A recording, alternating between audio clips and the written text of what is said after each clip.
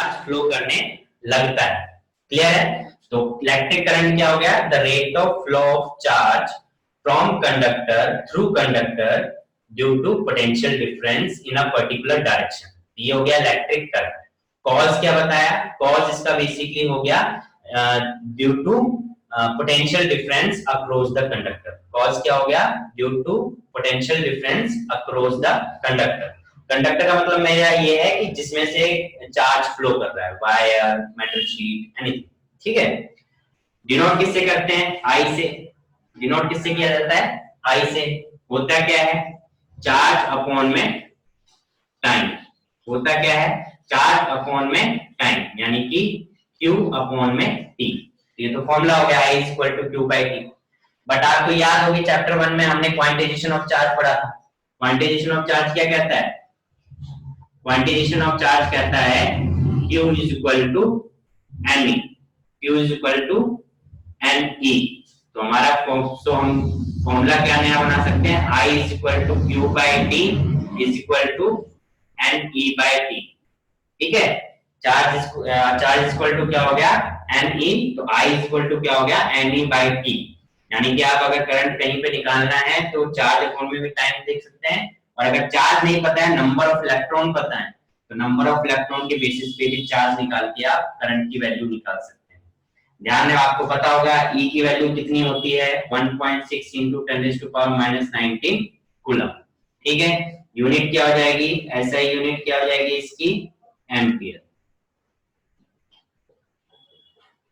ऐसे यूनिट क्या हो जाएगी? एम्पियर ए। यहां तक क्लियर सबको?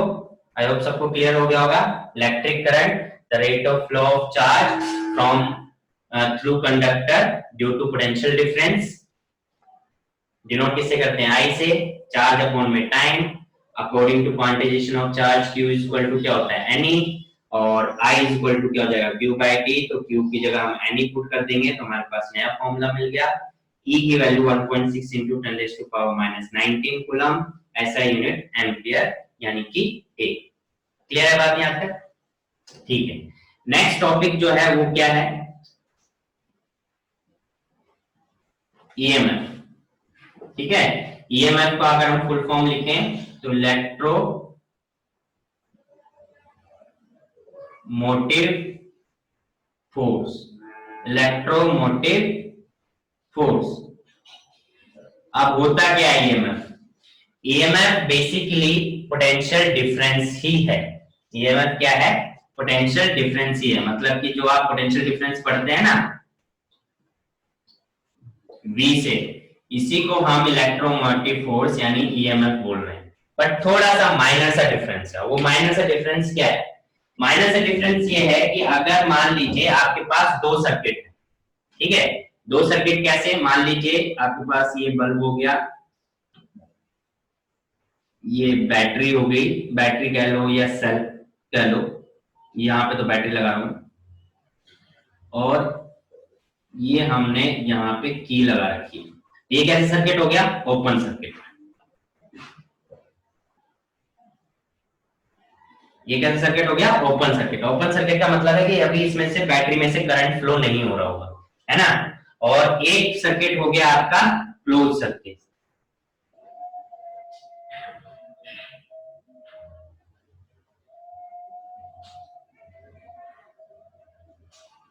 ठीक है? ये हो गया close circuit.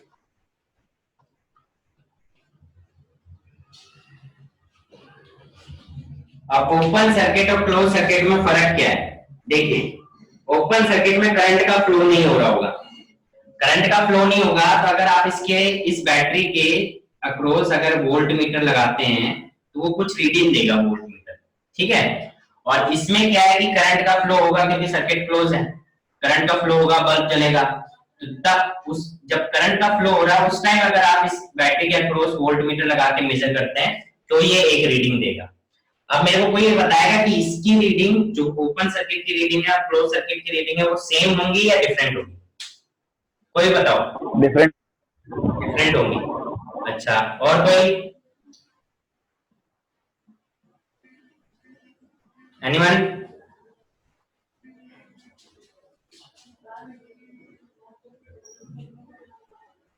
Anyone? Sir same हो। सेम होगी। अच्छा अच्छा एक बार चैट पे लिख दो, सेम सेम जो बोल रहा है वो चैट पे लिखे और जो डिफरेंट बोल रहा है वो डिफरेंट लिखे। एक बार लिखें चैट पे, मैं देखूं किस किस के आंसर आ रहा है।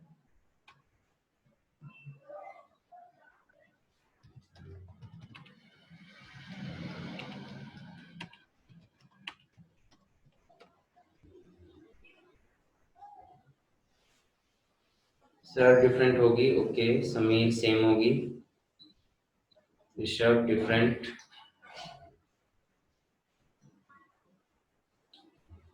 सोनिया डिफरेंट होगी। Sonam different. Different.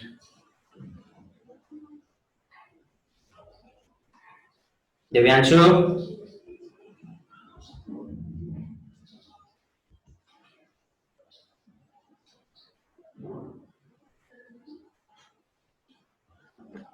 Divyanshu answer किया कर जल्दी से। Different, okay. चलिए जिन्होंने डिफरेंट बोला है वो तो ठीक है, सेम वाले गलत हो गए। समीर कहाँ दिमाग लगा रहा है? अब ये डिफरेंट रीडिंग होगी, कैसे होंगी देखो। अभी क्या है, आप जब डिफरेंट कैसे बोल रहा हूं मैं कि यहाँ पे अभी करंट का फ्लो नहीं हो रहा, करंट का फ्लो नहीं हो रहा है, इसका मतलब बैटरी में से एनर्जी का कोई लॉस नहीं हो रहा है, तो ये एक रीडिंग देगा। जब इसमें से करंट का फ्लो होगा तो बैटरी में से एनर्जी का लॉस हो रहा है, तो इसकी रीडिंग अलग होगी। और जब ओपन सर्किट होता है तो उसकी रीडिंग क्लोज सर्किट वाले से रीडिंग ज्यादा होती है। ठीक है, क्लोज सर्किट वाले से रीडिंग ज्यादा होती है दोनों ही पोटेंशियल डिफरेंस। ये भी पोटेंशियल डिफरेंस है, ये भी पोटेंशियल डिफरेंस है, यानी कि वीईबी। ये भी वोल्ट में ही रीडिंग देगा, ये भी वोल्ट में ही रीडिंग देगा, बट इसकी रीडिंग ज्यादा होगी, इसकी रीडिंग कम होगी। तो जो ओपन सर्किट वाले में जो पोटेंशियल डिफरेंस देगा ना, उसको हम बोल देंगे ईएमएफ, पोटेंशियल डिफरेंस की जगह। और जो क्लोज सर्किट में देगा तो उसको तो हम पोटेंशियल डिफरेंस ही बोलेंगे, उसमें कोई चेंज नहीं है। बट जब ओपन सर्किट की जब भी हम बात करते हैं, उसमें जो बैटरी, जो सेल आपने लगाया है, उस समय उसकी जो पोटेंशियल डिफरेंस होती है उसको हम पोटेंशियल डिफरेंस ना कहते हम क्या बोलते हैं, ईएमएफ बोलते हैं। अब फर्क क्या है, दूसरे तरीके देखिए। आप जब मार्केट में जाते हो घड़ी वाला सेल लेके आते हैं या बैटरी लेके आते हैं, तो उसके ऊपर लिखा होता है कि अगर आप सेल लेके आओगे ना, बैटरी जब सेल लेके आओगे तो उस पर लिखा होता है 8 वोल्ट 12 वोल्ट, इस तरीके से लिखा होता है। ठीक है, अब जब उसको आप घड़ी में लगा दोगे, सर्किट में लगा दोगे, तो वो 8 वोल्ट और 12 वोल्ट देता नहीं। ठीक है, जब वो सर्किट से बाहर था तो वो बोल रहा है कि इतनी मैक्सिमम पोटेंशियल वो प्रोवाइड कर सकता है, हालांकि वो करता नहीं। इसके मैक्सिमम पोटेंशियल प्रोवाइड करने की क्षमता 12 वोल्ट या 8 वोल्ट है बैटरी पे जो लिखा हुआ है। बट जब आप उसको सर्किट पे लगाओगे तो उतनी वैल्यू देगा नहीं। क्यों नहीं देगा? क्योंकि रेजिस्टेंस की वजह से कुछ लॉस हो जाएगा। तो जो बैटरी के ऊपर जो पोटेंशियल लिखा हुआ है, that is maximum potential which can batteries provide, तो उस मैक्सिमम पोटेंशियल को हम क्या कह दे रहे हैं, ईएमएफ। और जब उसी बैटरी को आप सर्किट में लगा दे रहे हो जो कि मैक्सिमम से कुछ कम वैल्यू दे रहा है, तो उसको हम क्या बोल दे रहे हैं, पोटेंशियल डिफरेंस। ये फर्क है, ये ध्यान रखना है। Potential difference when circuit is closed और current drawn from the circuit या battery. EMF when circuit is open or current is not drawn from the cell or battery। Clear है बात? समझ में आई बात? पोटेंशियल डिफरेंस, EMF में difference क्या है, सभी को समझ में आया? आ गया तो एक बार यस कर दें, क्योंकि ये इंपॉर्टेंट है, इसी के आगे इस पे बेस बहुत टॉपिक चलेंगे, तो इसमें कंफ्यूज नहीं होना है। If everyone clear this topic, then write yes in the chat।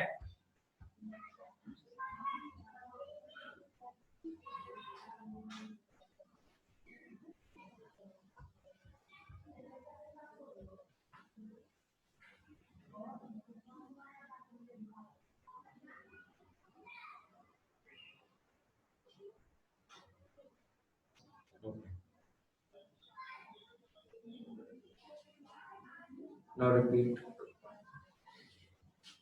Potential difference, ये मान लीजिए दो बैटरी जो मैं मार्केट से लाया हूं, सेम बैटरी, ये भी 8 वोल्ट प्रोवाइड करेगा, यानी इस बैटरी के ऊपर लिखा हुआ 8 वोल्ट। ठीक है, 8 वोल्ट बैटरी है, इसके ऊपर पोटेंशियल देगा, और इसके ऊपर भी 8 वोल्ट देगा। ठीक है, जब मैंने इन दोनों को सर्किट में नहीं लगाया, ठीक है, इन दोनों को जब मैंने वोल्ट मीटर के साथ मेजर किया तो दोनों 8 वोल्ट दे रहे थे, सर्किट में नहीं लगाया।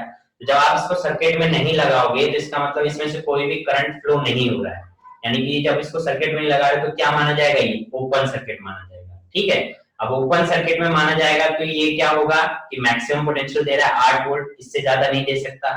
ठीक है, और इसमें से कोई करंट भी नहीं निकल रहा, ओपन सर्किट में है। तो इस टाइप के पोटेंशियल डिफरेंस को हम क्या बोल देते हैं, ईएमएफ। ठीक है, वही अगर इस मान लो ये दो बैटरी थी सेम, इसमें से एक को मैंने सर्किट में लगा दिया और एक को ओपन रखा है, तो जब एक को मैं सर्किट में लगाऊंगा तो ये तो अभी भी बाहर है, इसको जब मेजर करूंगा तो 8 वोल्ट ही शो करेगा। बट जब इसको आप अगर सर्किट में लगा देते हो तो ये 8 वोल्ट ना करके 7.5 करेगा, 7 वोल्ट देगा, 6.5 वोल्ट देगा अकॉर्डिंग टू द सर्किट। तो 8 वोल्ट से कम पोटेंशियल डिफरेंस देगा। तो जब मैक्सिमम वैल्यू क्या थी 8 वोल्ट, बट दे कितना रहा है, कम दे रहा है 7.5। तो जब कम पोटेंशियल देता है अपनी क्षमता से तो उसको हम फिर ईएमएफ नहीं बोलते, उसको हम पोटेंशियल डिफरेंस बोलते हैं। क्लियर है सोना? जब मैक्सिमम देगा अपनी फुल कैपेसिटी से पोटेंशियल डिफरेंस प्रोवाइड करेगा तो उसको हम बोलेंगे ईएमएफ, और जब करंट ड्रॉ होगा यानी मैक्सिमम वैल्यू नहीं देगा तो हम क्या बोलेंगे, पोटेंशियल डिफरेंस। या दूसरी चीज, open circuit EMF, close circuit potential difference. ठीक है, ओके, चलिए यहां तक बात क्लियर होगी। तो ईएमएफ का डेफिनेशन आप लिख लें या एक तरीके से लिख लो ताकि ध्यान रहे आपको। Electromagnetic EMF is defined as the maximum potential difference, लिख लो, is defined as the maximum potential difference between the two electrodes, maximum potential difference between the two electrodes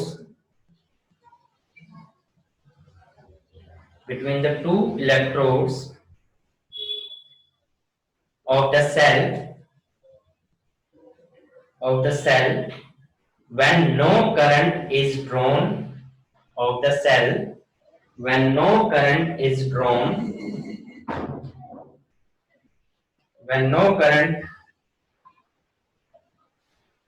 drawn from the cell or cell is in open circuit,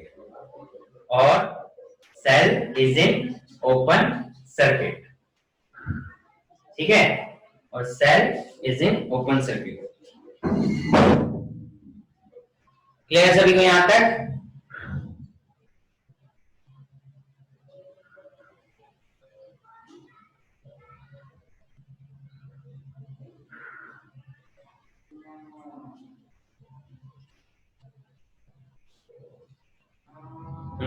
आगे बढ़ेंगे।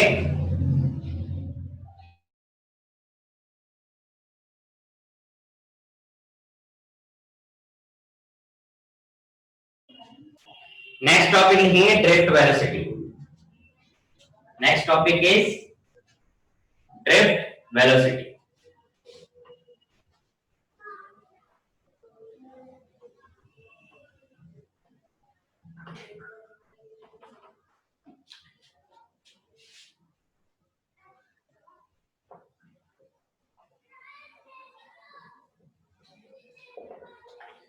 Drift velocity क्या है? Drift velocity अगर आप देखेंगे तो इसको दो तरीके से समझ लीजिए। जब मैंने कंडक्टर की बात करी, यानी ये मान लीजिए कंडक्टर है और जिसका लेंथ L है, क्योंकि कंडक्टर यानी वायर की बात हो रही तो सिलेंड्रिकल शेप का होगा, तो सिलेंड्रिकल शेप का होगा और एरिया ऑफ क्रॉस सेक्शन क्या है, A। तो इसमें क्या होंगे, इलेक्ट्रॉन होंगे, है ना। अब ये इलेक्ट्रॉन को क्या है, हमने कोई बैटरी नहीं लगा रखी इस वायर के अक्रॉस, हमने कोई बैटरी नहीं लगाई। अब अगर बैटरी नहीं लगाओगे तो होगा क्या कि कोई भी पोटेंशियल प्रोवाइड नहीं करोगे आप। अब कोई भी पोटेंशियल प्रोवाइड नहीं करते हो तो हमने पढ़ा है कि अगर कहीं पोटेंशियल नहीं है तो वहां पे इलेक्ट्रिक फील्ड भी नहीं है ना।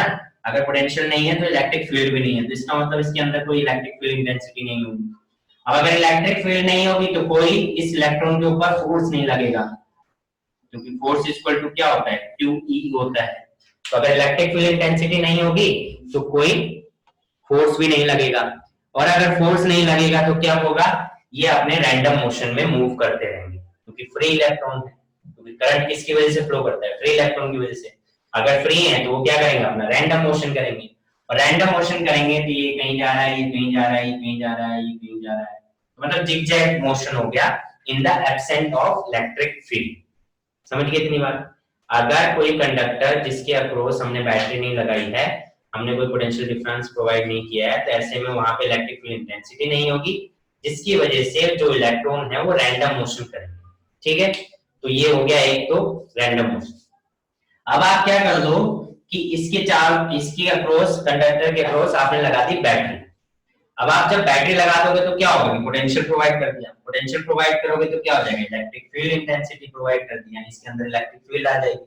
और अगर इलेक्ट्रिक फील्ड आ जाएगी तो हर चार्ज के ऊपर क्या लगेगा? फोर्स लगेगा, और वो फोर्स एक पर्टिकुलर डायरेक्शन में होगा। ठीक है, अब जब वो पर्टिकुलर डायरेक्शन में होगा तो क्या होगा? उन फोर्स की वजह से सारे इलेक्ट्रॉन एक पर्टिकुलर डायरेक्शन में मूव करने लगेंगे, यानी एक पर्टिकुलर डायरेक्शन में मूव करने लगेंगे। जैसे कि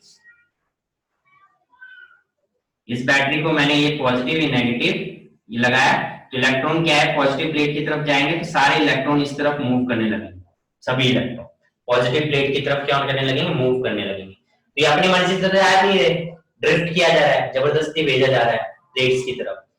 तो इन सभी, तो इस टाइम जो इनकी वेलोसिटी होगी, उन वेलोसिटीज का अगर हम एवरेज निकालते हैं तो वो एवरेज जो वेलोसिटी आएगा उसको हम क्या कहते हैं? Drift velocity. यानी कि ड्रिफ्ट वेलोसिटी क्या है? Drift velocity is basically average of the velocity of electrons when there is potential difference across the conductor. यानी कि ड्रिफ्ट वेलोसिटी कुछ नहीं है, जस्ट एक एवरेज वेलोसिटी है जब आप किसी कंडक्टर के अक्रॉस आप क्या प्रोवाइड कर देते हो? Potential difference. सभी को क्लियर है?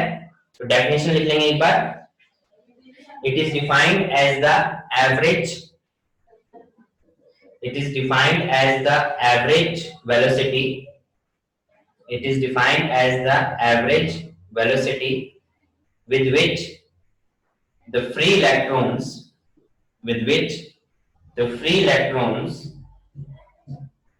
get drifted towards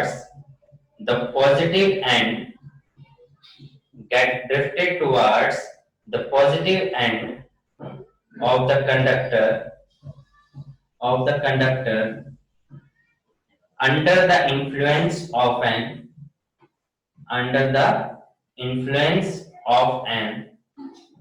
under the influence of an external electric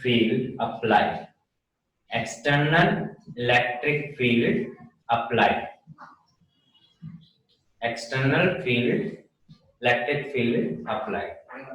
Repeat कर रहा हूँ. It is defined as the average velocity with which the free electrons get drifted towards the positive end of the conductor under the influence of an external electrical field applied. ठीक है, ये हो गई इसकी definition. अब हमें करना है डेरिवेशन। ठीक है, तो डेरिवेशन देखेंगे इसकी ड्रिफ्ट वेलोसिटी की।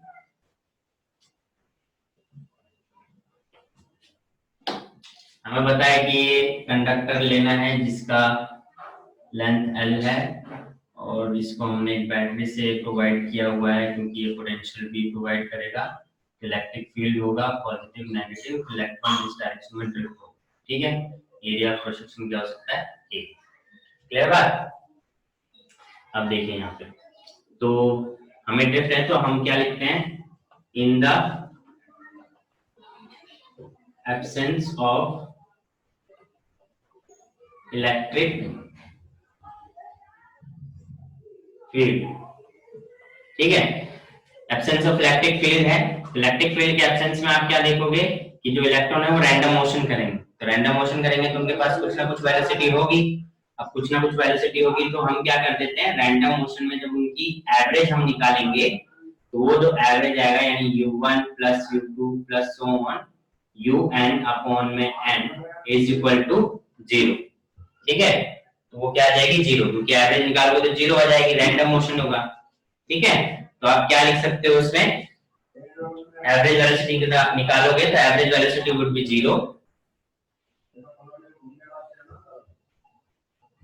Average velocity, the average velocity would be 0,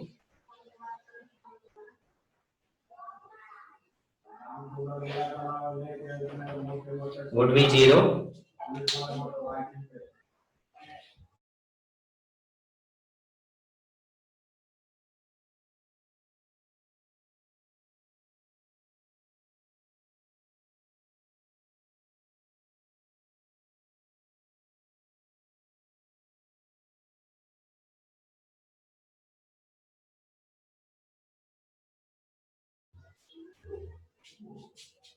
the average velocity would be 0 due to random motion, ठीक है, due to random motion. if अब क्या है कि अगर आप इस पे पोटेंशियल डिफरेंस प्रोवाइड करोगे, यानी कि आपने क्या कर दिया, पोटेंशियल डिफरेंस प्रोवाइड कर दिया, तो इसकी वजह से क्या होगा कि कुछ ना कुछ वो क्या कर लेंगे, वेलोसिटी एक्वायर कर लेंगे. तो आप लिखेंगे if v is the potential difference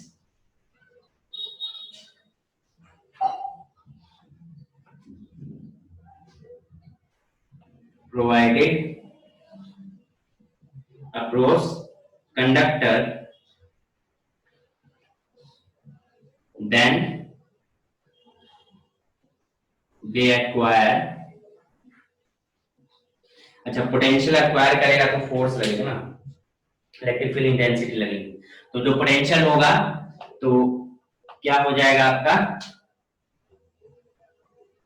electric field intensity.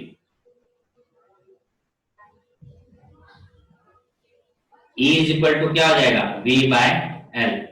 E is equal to क्या हो जाएगा, V by L.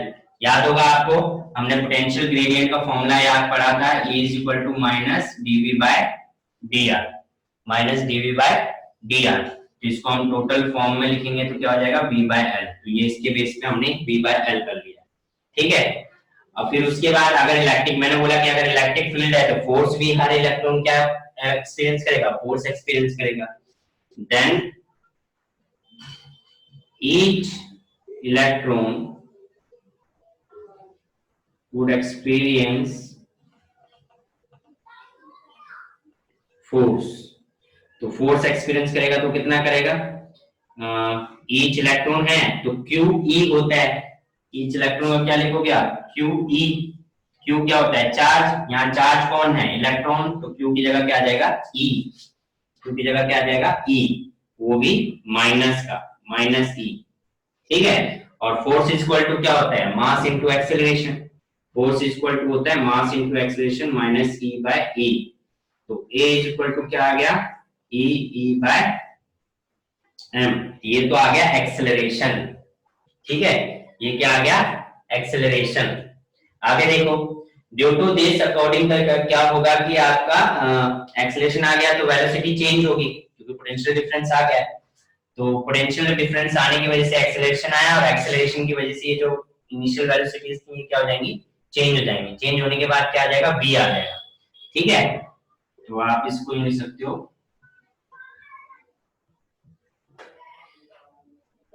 Due to this acceleration, तो वेलोसिटीज क्या हो जाएंगी,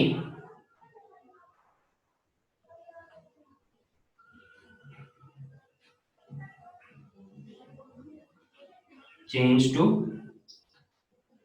v1. अब अगर आपको इक्वेशन ऑफ मोशन याद हो, v1 इज इक्वल टू क्या होता था, u plus at. Equation of motion v is equal to u plus at. उसी का यूज करते हुए v is equal to u plus at.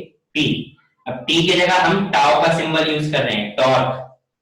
t की जगह एक इलेक्ट्रॉन किसी से टकराया, फिर उसके बाद वो किसी और से टकराया, यानी कि दो सक्सेसिव कोलिजन करने में जितना टाइम उसे लग रहा है, उन दो सक्सेसिव कोलिजन के बीच के टाइम को हम क्या बोल दे रहे हैं, रिलैक्सेशन टाइम पीरियड. ध्यान रखना, ठीक है. तो उसे हम क्या कहते हैं, रिलैक्सेशन टाइम पीरियड. ये हो गया. अब अगर आप देखो according to definition, according to definition. तो according to definition drift velocity क्या है? According to definition drift velocity है एवरेज वेलोसिटी। तो एवरेज वेलोसिटी के लिए हम क्या करेंगे? vd is equal to v1 plus v2 plus so on vn। ठीक है, vd is equal to v1 plus v2 plus so on vn, यानी n इलेक्ट्रॉन के लिए आप कर रहे हो। तो आप अगर वैल्यू पुट करोगे तो वैल्यू इज इक्वल टू क्या हो जाएगी? u1, अच्छा एवरेज है तो अपॉन में n भी तो आएगा, अपॉन में n। n क्या है? नंबर ऑफ इलेक्ट्रॉन्स उसके अंदर जितने भी।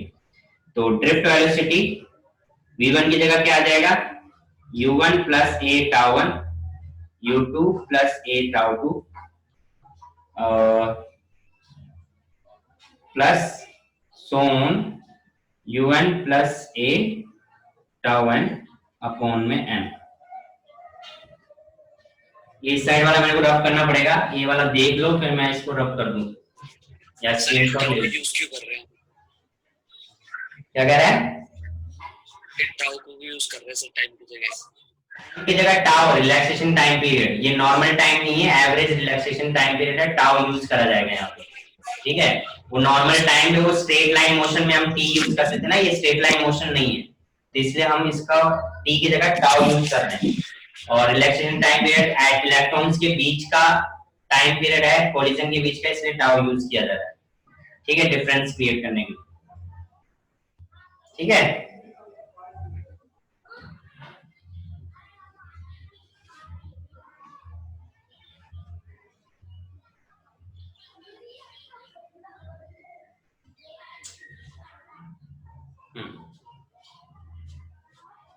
तो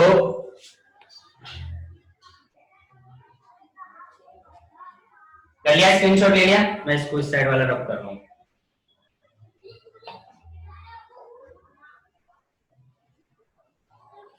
आगे देखिए, तो ये एवरेज है, इसमें हम क्या करेंगे? ड्रिफ्ट वेलोसिटी है तो u1 वाली टर्म, u वाली टर्म को अलग कर दे रहे हैं,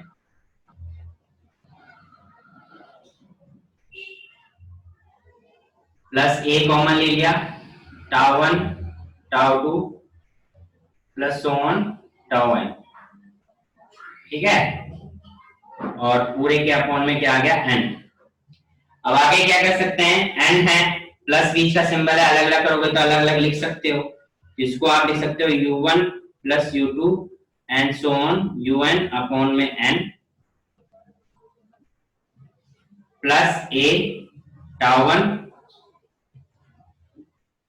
tau 2 and so on tau n upon में n। इतनी बात सभी को क्लियर हो गई होगी?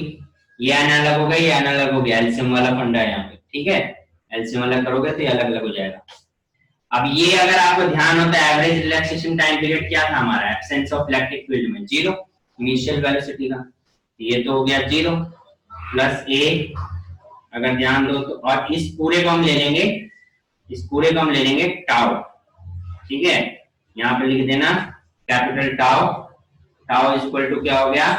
t1 tau 2 and so on tau n upon में n। इसको हम कहेंगे एवरेज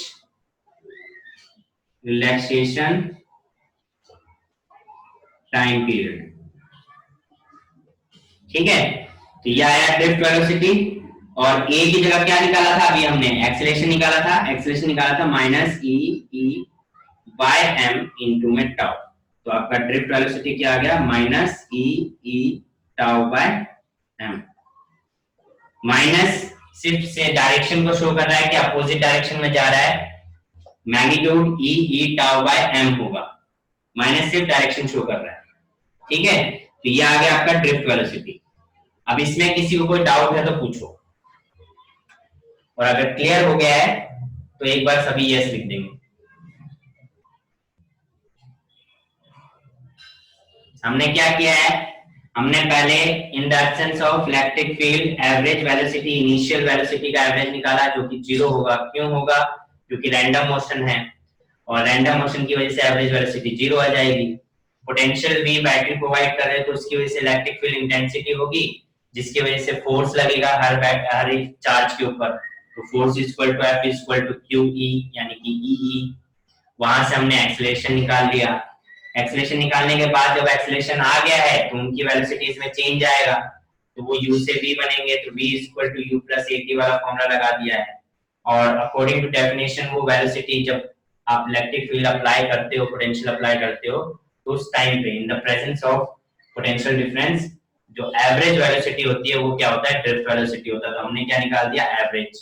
v1 v2 और उनकी वैल्यू हमने पुट कर दी, u को अलग कर लिया, a को कॉमन लेके अलग कर लिया। ये वैल्यू हमारी इनिशियल 0 थी तो वो 0 हो गया। a में τ1 प्लस τ2 τ1 अपॉन में n, इसको हमने एवरेज रिलैक्सेशन टाइम पीरियड मान लिया है यानी कि टाउ। तो हमारा फॉर्मूला क्या आ गया, vd इक्वल टू क्या आ गया, ड्रिफ्ट वेलोसिटी क्या आ गया, minus e tau by m।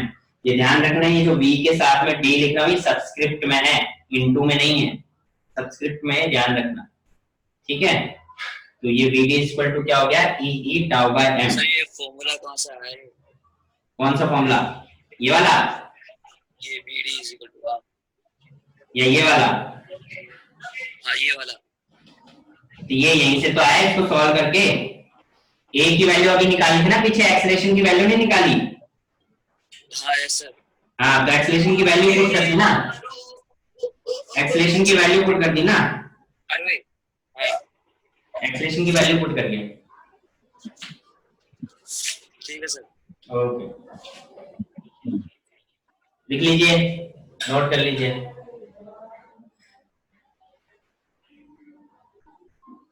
या स्क्रीनशॉट ले लीजिए, सर स्क्रीनशॉट लेना है इसमें।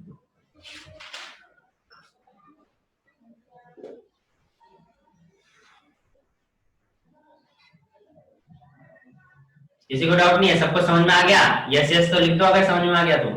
Yes sir, yes sir.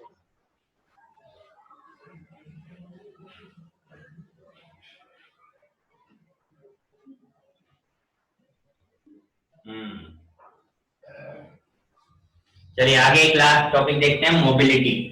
ठीक है, सिंपल सा, ये डेरिवेशन इंपॉर्टेंट है, ध्यान रखना, एग्जाम में बार बार पूछी जाती है और न्यूमेरिकल भी पूछ लिए जाते हैं, और इसके ऊपर कॉन्सेप्ट भी बहुत ज्यादा है, जिसको अच्छे से पढ़ना है।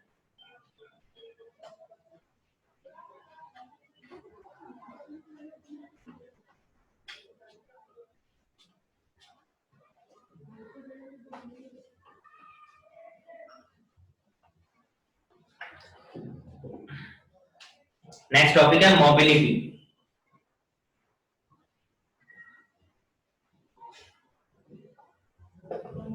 इसका डेफिनेशन लिख लीजिए, it is defined as the magnitude, it is defined as the magnitude of drift velocity, it is defined as the magnitude of drift velocity of charge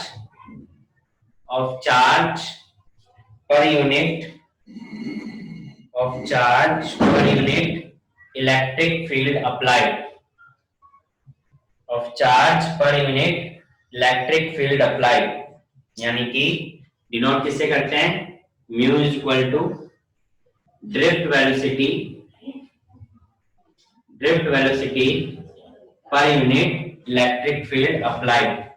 ठीक है, रेशियो है basically, drift velocity per unit electric field applied. और drift velocity का formula क्या पढ़ा था अभी आपने, ड्रिफ्ट वेलोसिटी का फॉर्मूला पढ़ा आपने ई टाउ बाय एम, और ई ऑलरेडी है, ई से ई गया तो क्या बन गया, ई टाउ बाय एम। एक फॉर्मूला यहां से ये भी बन सकता है। ठीक है, यूनिट की अगर इसकी बात करेंगे तो ऐसा यूनिट क्या बन सकती है, वो तो फॉर्मूले के बेस पे आपने इतनी बार बनाना सीख चुके हैं, तो आप लिख सकते हैं metre square second inverse volt inverse. ठीक है, और अगर दूसरी बनानी है तो मीटर पर सेकंड न्यूटन इनवर्स कूलम। ठीक है, तो ये एक यूनिट बन जाएगी, ये इसकी ऐसा यूनिट होगी मोबिलिटी। क्लियर है?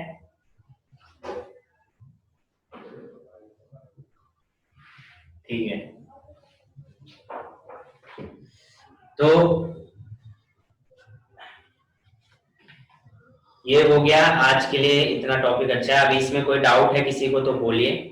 दूसरी बात, जो टेस्ट आप लोगों ने दिया है, जो कई बच्चों ने दिया नहीं है अभी तक, बहुत बच्चों ने नहीं दिया है, 12 बच्चों में से सिर्फ 7-8 बच्चों ने दिया है, बाकियों ने नहीं दिया। तो अभी चैप्टर 2 का टेस्ट, सिर्फ चैप्टर 2 का टेस्ट दोबारा लूंगा मैं, ठीक है? तो चैप्टर 2 अच्छे से प्रिपेयर कर लो। चैप्टर 1 का टेस्ट हो चुका है, वो तो असाइनमेंट ही था एक तरीके से। फिर चैप्टर 1 2 का लिया है, अभी 2 सिर्फ 2 का होगा टेस्ट। क्लियर है? चैप्टर 2 का सिर्फ टेस्ट होगा। अच्छे से प्रिपेयर करें और ईमानदारी से दें। तीसरी बात ये कहनी है कि क्या कहता हूँ, हाँ, कि सिर्फ 2 बच्चों को, सोनिया, मीना और दिव्यांशु को छोड़ के किसी की फीस नहीं आई है। इन 2 बच्चों की फीस आई है, तो प्लीज हमारा भी ख्याल रखो थोड़ा। मैं अपना 100% दे रहा हूँ, आप लोग भी थोड़ा कुछ परसेंट दे दो, ठीक है? थोड़ी बहुत तो आप लोग फीस सबमिट करें। जो रंजीत सर को जानते हैं, उन्होंने फीस स्ट्रक्चर भेजा होगा, मैं भी भेज दूंगा, तो फीस सबमिट करें जल्दी से जल्दी, ठीक है? और तीसरा होमवर्क आज का, एक मिनट रुको,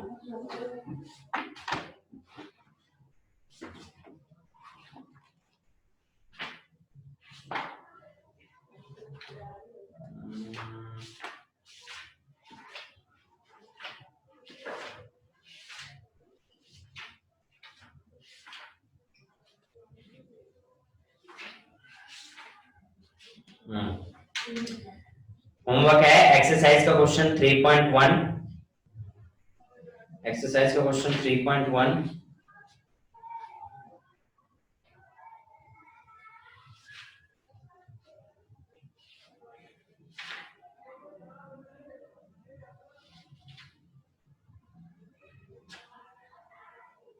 थ्री पॉइंट वन ही है, उसको ट्राई करना।